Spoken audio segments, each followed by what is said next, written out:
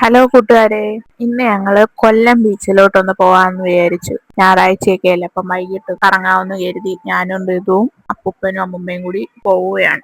പോകുന്ന വഴിയിലൊക്കെ നല്ല കുറെ അമ്പലങ്ങളുണ്ട്. ഇതാണ് പയ്യലക്കാവ് അമ്പലം.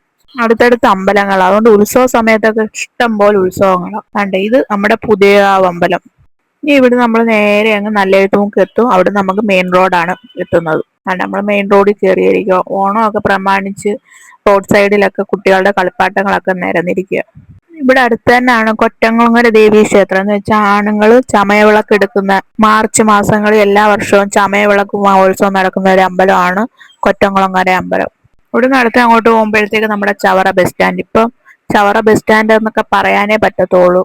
റോഡ് പണി നടക്കുന്നതുകൊണ്ട്, ഹൈവേയിൽ റോഡ് പണി നടക്കുന്നതുകൊണ്ട് മൊത്തം പണിയുകയാണ്. ഇതാണ് ചവറ പാലം. പണ്ട് പുരാതനം തൊട്ടേ ഉള്ള പാലമാണ് ചവറ പാലം.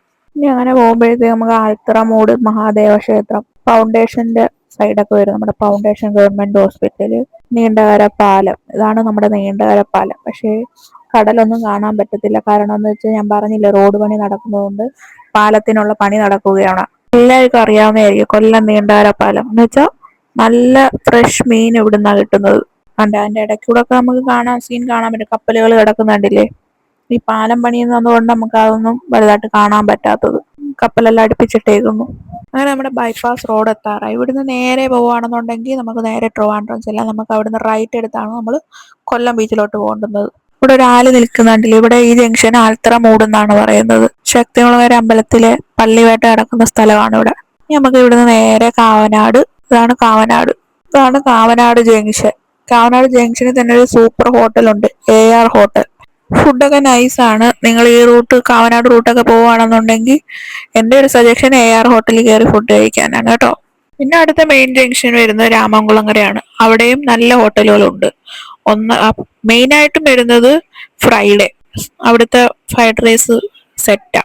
പിന്നെ സിൽവർ പ്ലേറ്റ്, അങ്ങനെ കുറച്ച് നല്ല നല്ല ഹോട്ടലുകൾ രാമൻകുളങ്ങരയിൽ തന്നെ ഉണ്ട്. അല്ലാതെ കൊച്ചു കൊച്ചു തട്ടുകടകൾ ഒരു മെയിൻ ജംഗ്ഷൻ തന്നെയാന്ന് പറയാം. എല്ലാവിധ സാധനങ്ങളും ഈ ജംഗ്ഷനിലോട്ട് ഇറങ്ങിയാൽ കിട്ടുന്നത്. ഇവിടെ തന്നെയാണ് മാതൃഭൂമി ഓഫീസും. കൊല്ലത്ത് പോകുന്നത് കൊണ്ട് അറിയാമല്ലോ എല്ലാവർക്കും, ഇല്ലാത്തതായിട്ട് ഹോട്ടലുകളും ഇല്ലാത്ത സാധനങ്ങളൊന്നും ഈ വഴിവെക്കലൊന്നും കാണാതിരിക്കില്ല.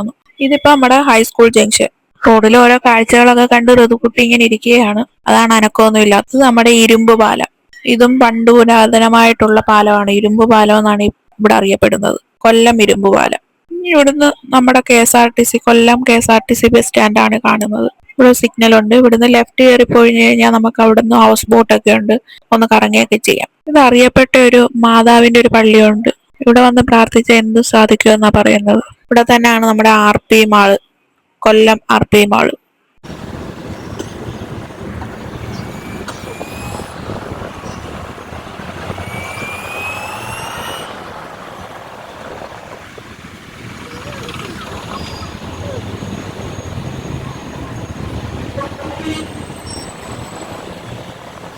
അടുത്ത് തന്നെ ചിന്നക്കട, കൊല്ലം ചിന്നക്കട. ഇവിടെ തുണികളുടെ എല്ലാ കടകളും ഉള്ള മെയിൻ ജംഗ്ഷൻ.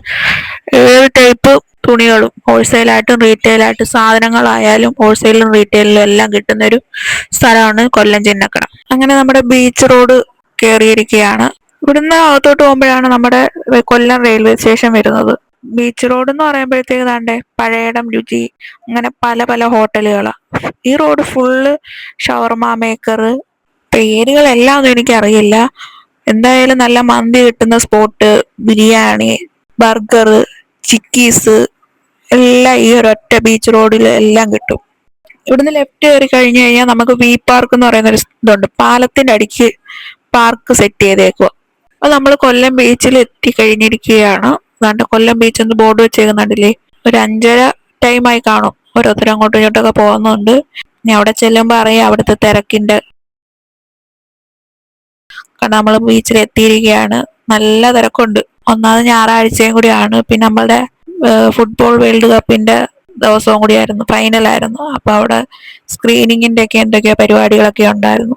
ഋതു കളിപ്പാട്ടമൊക്കെ കണ്ടപ്പോഴത്തേക്ക് ബലൂണും അത് ഇതെല്ലാം വേണമെന്നും പറഞ്ഞ് ഓരോരോ പരിപാടികൾ തുടങ്ങിയിട്ടുണ്ട്. എല്ലാവരും പട്ടം പറത്തലും, കൊച്ചു പിള്ളേര്, വലിയവര്, ഓരോരോ ഫാമിലി ആയിട്ട് അവിടെ ഇവിടെയൊക്കെ ആയിട്ട് ഇങ്ങനെ ഇരിക്കുകയാണ്. കടലിലോട്ടൊന്നും ആരെയും ഇറക്കുന്നില്ല. കടൽ നല്ലല്ലോ കയറി കിടക്കുന്നത് കൊണ്ടാണെന്ന് തോന്നുന്നു കടലിലോട്ട് ആരെയും ഇറക്കുന്നില്ല. എല്ലാരും വിചാരിക്കും ഋതുവിനെ കണ്ടില്ലല്ലോ, ഋതു എന്റെ കയ്യിൽ തന്നെ ഇരിപ്പുണ്ട്. ഞാൻ പറഞ്ഞില്ലേ, ബലൂണും കളിപ്പാട്ടവും ഒക്കെ കണ്ടപ്പോഴത്തേക്ക് ഋതു അത് വേണം ഇത് വേണോന്നും പറഞ്ഞ് എന്റെ അടുത്ത് ഇരിപ്പുണ്ട്.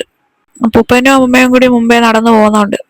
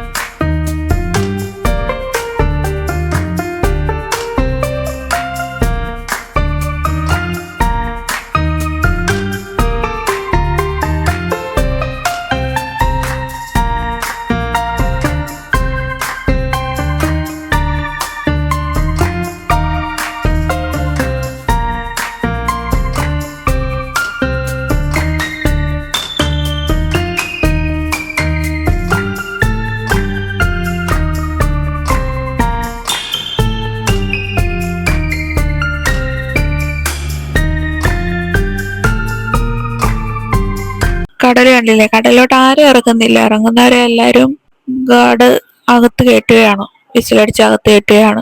ഋതുവിന് പേടിയുള്ളൊരു സാധനം കടലിന്റെ അടുത്തോട്ട് പോകുമ്പോഴേ ഋതുവിന് പേടിയാണ്.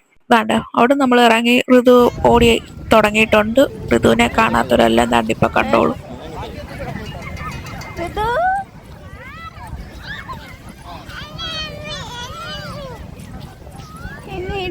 എന്നെ എടുക്ക്.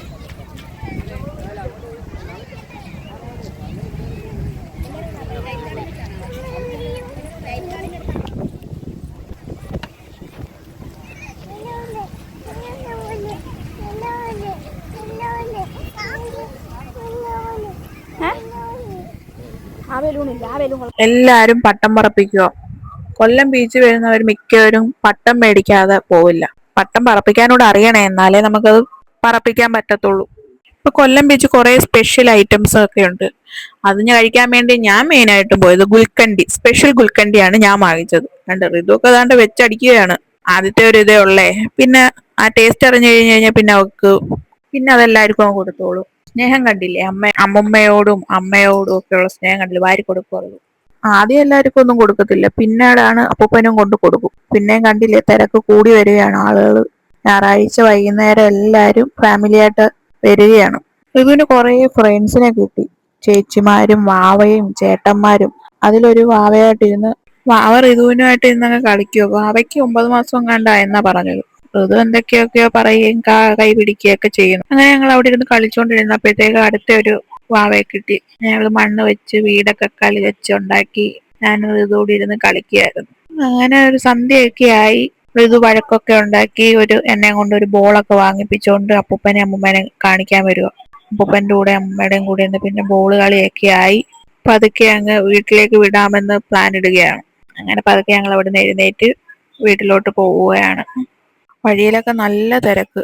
തിരിച്ച് ഞങ്ങൾ വണ്ടിയടത്ത് ഇറങ്ങിയപ്പോഴത്തേക്ക് റോഡിലെല്ലാം വണ്ടിയും കാര്യങ്ങളും ഒക്കെ ആയി. അങ്ങനെ ഞങ്ങളുടെ ഒരു ഞായറാഴ്ച ഇങ്ങനെ അങ്ങ് അടിച്ചു പൊളിച്ചു പോയി. അപ്പൊ അടുത്തൊരു വീഡിയോയുമായി കാണാം. ബായ്.